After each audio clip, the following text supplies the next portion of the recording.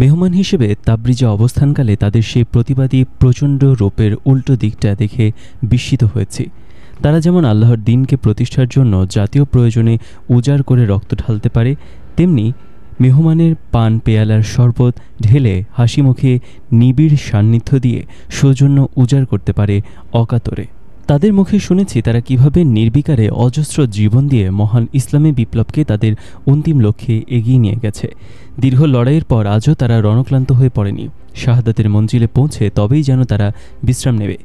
ঐতিহাসিক শহর সিরাজ সমুদ্রতল থেকে ১৬০০ মিটার উচ্চে অবস্থিত। নাতিশীতোষ্ণ এই শহরটিতে আমাদের নিয়ে আসা হলো। গুলিস্তা বুস্তার এই শহরটি বিমোহিত করা মনোরম প্রাকৃতিক সৌন্দর্য মানুষকে আবেগময় করে তোলার জন্য যথেষ্ট। সম্ভবত এই কারণে পৃথিবীর শ্রেষ্ঠ কবিদের চারণভূমি হয়েছে এটি। এটি প্রেয়সীর কপলের একটা তিলের জন্য সমরখন বোখারাকে বিক্রি করতে উদ্যত ছিলেন যে সৌন্দর্যপ্রিয় কবি, সেই হাফিজ এখানে ঘুমিয়ে আছেন মানব সত্তার রহস্য উন্মোচনকারী কবি শেখ সাদী।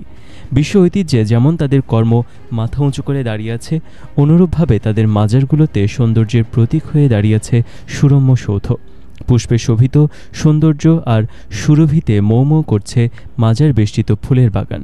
স্মৃতিসৌধগুলোর পুষ্পময় চত্বরগুলো দেখে মনে হলো হোসন আর ইশক সৌন্দর্য করা প্রেমের দুটো ধারা এখানে এসে একাকার। এমন মরম মোহরায় এই কবিরা এলেও থমকে দাঁড়াতেন, আর তাদের হংসপাখা কথা বলতো, গানে গানে মুখর হয়ে উঠত, কিন্তু গানের সেই বুলবুলিরা ঘুমিয়ে গেছে শ্রান্ত হয়ে। পৃথিবীর প্রত্যন্ত অঞ্চল থেকে আগত কবিদের ভক্ত অনুরক্ত দেখে মনে হলো আমি গান গেয়ে উঠি, লাইলি তোমার এসেছে ফিরিয়া মজনুগো আঁখি খোলো।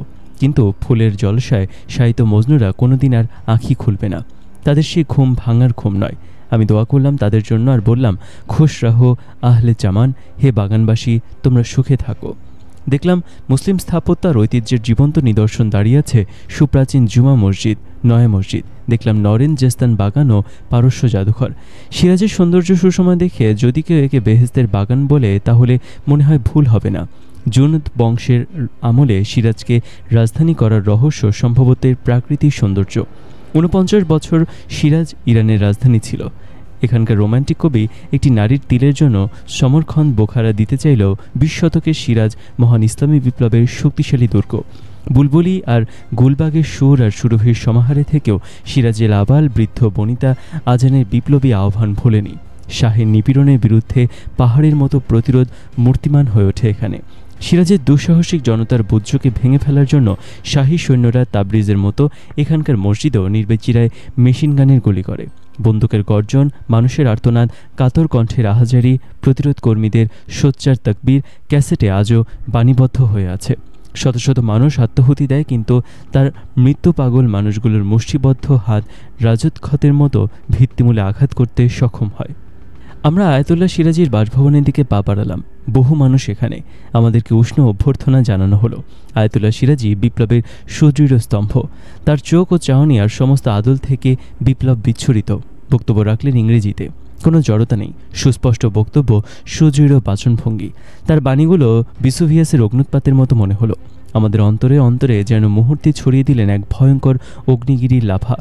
অনেকদিন হয়ে গেছে, অথচ তার সেদিনের বক্তব্য আজও আমাকে উদ্বেল করে তোলে। গাড়ি চলছে, দুর্নিবার গতিতে আমাদের গাড়ি চলছে। কখনো সুদৃশ্য শ্যামল প্রান্তর, কখনো পাহাড়ি পথ অতিক্রম করে আমরা এগিয়ে চলছি। ভাবছি এদেশের মানুষের অপূর্ব ত্যাগ আর কোরবানির কথা। কতই না রক্ত দিয়েছে এদেশের মানুষ, আজও দিচ্ছে। কোনো ক্লান্তি নেই, কোনো বিরূপ প্রতিক্রিয়া নেই, বিশ্রামের সময় নেই। সবাই ছুটছে, মোহগ্রস্তের মতো ছুটছে এক অন্তিম লক্ষ্য অর্জনের জন্য। ইরানি ইসলাম প্রতিষ্ঠিত করেও এদের নেশা কাটেনি। আল্লাহর দিনকে এরা দুনিয়ায় প্রতিষ্ঠিত করার জন্য উন্মাদ হয়ে উঠেছে। এদের অকুতভয় কর্মপ্রয়াসী জাতীয় উদ্দীপনা দেখে মনে হলো এরা যেন বিশ্ব বিপ্লবের জন্যই জন্মেছে। বঞ্চিত মানুষদের নিয়ে সাম্রাজ্যবাদী লুটেরাদের বিরুদ্ধে এদের সংগ্রাম সফল লক্ষ্যে পৌঁছাতে দেরি হবে না। তাদের সবারই যেন এই কথা, একই অভিব্যক্তি, হামদর্দ কি আফসানা দুনিয়া কো সুনা দেঙ্গে, হো জায়গি ফির দুনিয়া আবাদ এতি মৌকা।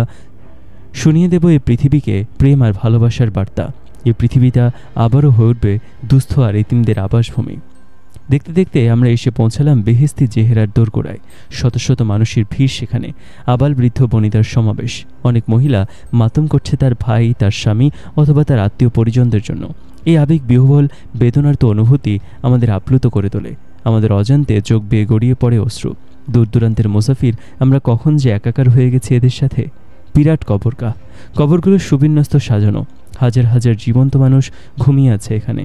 আল কোরআনে এদেরই বলা হয়েছে জীবন্ত, বলা হয়েছে এবং তাদের মৃত বলো না যারা আল্লাহর পথে শহীদ।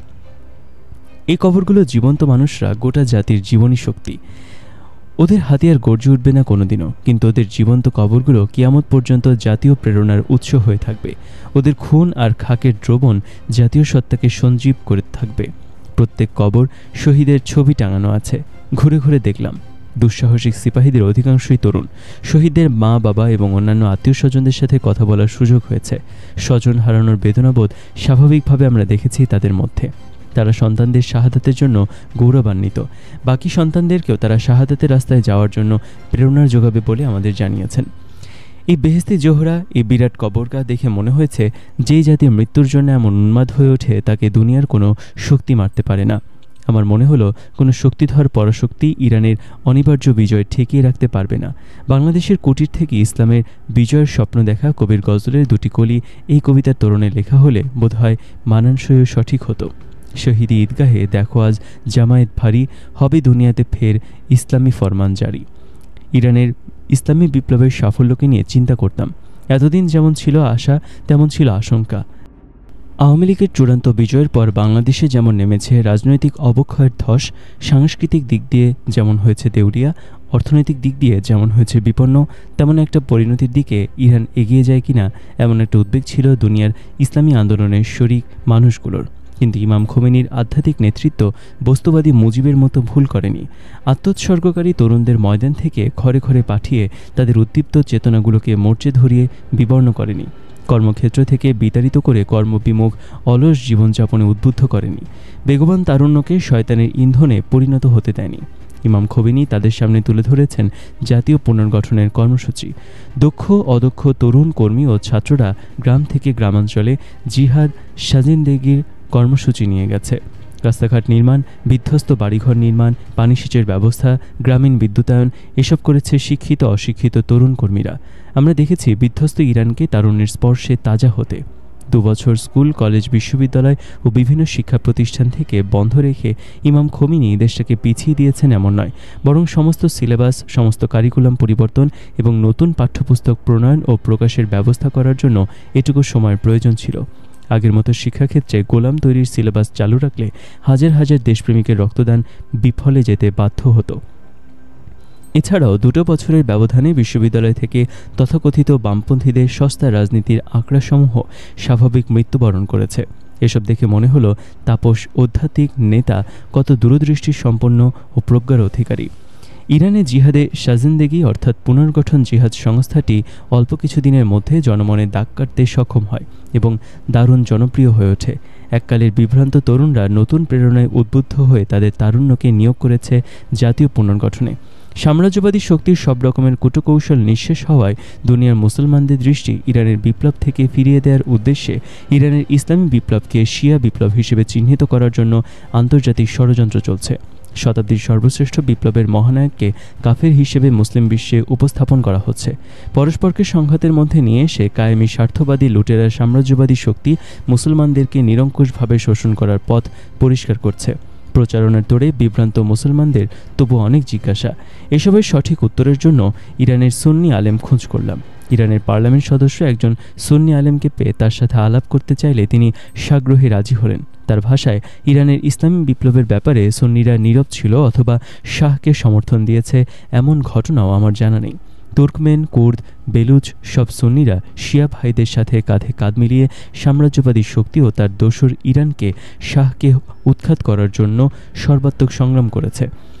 বিপ্লবের পরে ইসলামী প্রজাতন্ত্রের সপক্ষে যে গণভোট অনুষ্ঠিত হয় সেখানেও সুন্নিরা ভোট দিয়ে ইসলামী প্রজাতন্ত্রের প্রতি তাদের সমর্থন ব্যক্ত করেন। কুর্দিস্তানের উত্তেজনা প্রসঙ্গে জিজ্ঞেস করলে তিনি বলেন, ওখানে যারা উত্তেজনা সৃষ্টি করার চেষ্টা করছে তারা শিয়া সুন্নি কোনোটাই নয়। সস্তা স্লোগানের মাধ্যমে সাম্রাজ্যবাদের নীল নকশা বাস্তবায়নের জন্য কিছু কুচক্রী কাজ করে যাচ্ছে। আমরা শিয়া সুন্নি উভয় মিলে তাদের প্রতিহত করছি। ইসলামের পতাকা সমুন্নত রাখার জন্য কাজ করে যাচ্ছি। এখন আগের মতো আর সেই অশান্ত অবস্থা নেই। ইমামকে আমাদের নেতা হিসেবে মনে করি। ইমামই আমাদের নেতা, আমাদের পথ প্রদর্শক।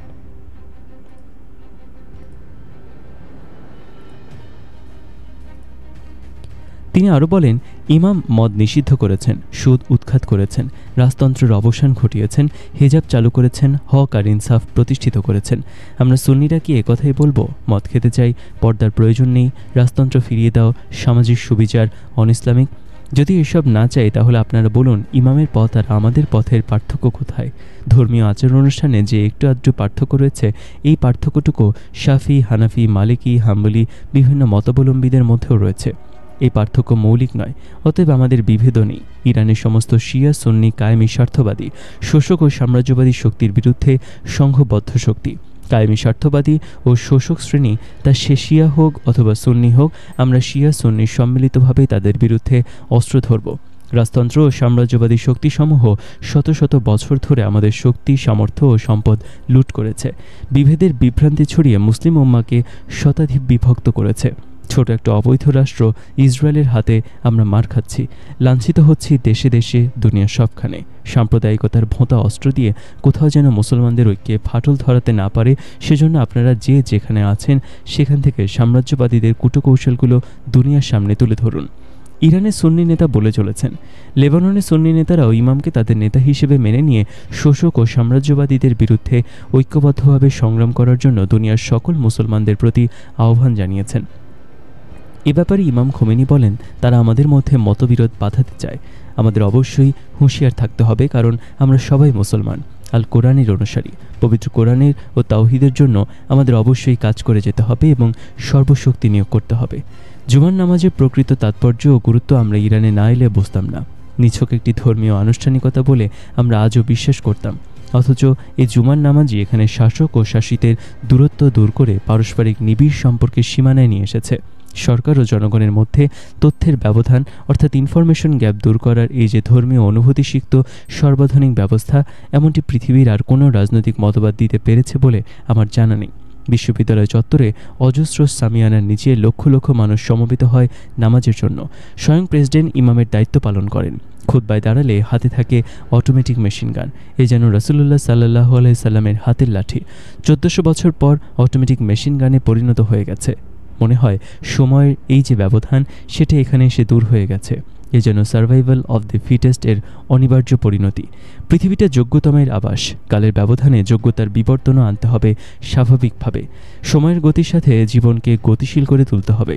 ইরানের সামগ্রিক নেতৃত্বে এই দিকটায় কোনো ফাঁক চোখে পড়ল না। ইমামের খুতবার জন্য 3 থেকে 4 স্তর বিশিষ্ট কোনো মেহরাব নয়, ভূমি থেকে 15 ফুট উঁচু একটি ডায়াস, এর থেকে বেশ কিছু দূর একটি স্টেজ। এমন না হলে লক্ষ লক্ষ মুসল্লিদের মধ্যে খুতবা দেওয়া সম্ভব না। সমবেত জনতার সংখ্যা অনুমান করার চেষ্টা করলে ভুল হবে, কেননা সারি সারিবদ্ধ জনতার শেষ প্রান্তটি চোখে পড়ে না। খুতবা আমাদের দেশের মতোই দুটো পর্যায়ে বিভক্ত। এ ব্যাপারে আমরা 1400 বছর আগেই রয়েছি, অর্থাৎ সেই পুরনো দিনগুলোতে যে খুতবা পরিবেশন করা হতো হুবহু সেটিকে পাঠ করা হয় মাত্র। তাও সেটা পাঠ করা হয় আরবিতে, যা অনেকে শুধুমাত্র পুণ্যের আশায় চোখ বন্ধ করে অন্ধের মতো শুনে যায়, কিন্তু গণমনে এর বিশেষ প্রতিক্রিয়া হয় বলে আমার মনে হয় না। অথচ এখানে প্রথম পর্যায়ে খুতবা দেয়া হয় চলতি ঘটনার প্রবাহ সামনে রেখে। এতে রয়েছে জাতীয় মূলনীতির আলোকে গৃহীত কর্মসূচির ব্যাখ্যা বিশ্লেষণ। দ্বিতীয় পর্যায়ে আলোচিত হয় ইসলামের হুকুম আহকাম ও তাত্ত্বিক দিক নিয়ে। এখানে সমস্ত পর্যায়ের সরকারি কর্মকর্তা ও জাতীয় নেতৃবৃন্দ উপস্থিত থাকেন। এই কেন্দ্রীয় জামায়াত ছাড়াও দেশের প্রত্যন্ত অঞ্চলে একইভাবে জুমার জামায়াত অনুষ্ঠিত হয়। কেন্দ্রীয় জামায়াত পরবর্তী টেলিভিশনে প্রদর্শিত হয়। ইসলামী বিপ্লব যে শুধুমাত্র রাজতন্ত্রের ভিতকে উপড়ে ফেলেছে, ইমামের ভাষায় বড় শয়তান আমেরিকাকে ইরানের মাটি থেকে উৎখাত করেছে তা নয়, পুঁজিবাদ ও পাশ্চাত্য জীবন দর্শন সৃষ্ট ইরানের জাতীয় সত্তার গভীরে প্রথিত অপসংস্কৃতিকে সমূলে উৎপাটিত করতে সক্ষম হয়েছে।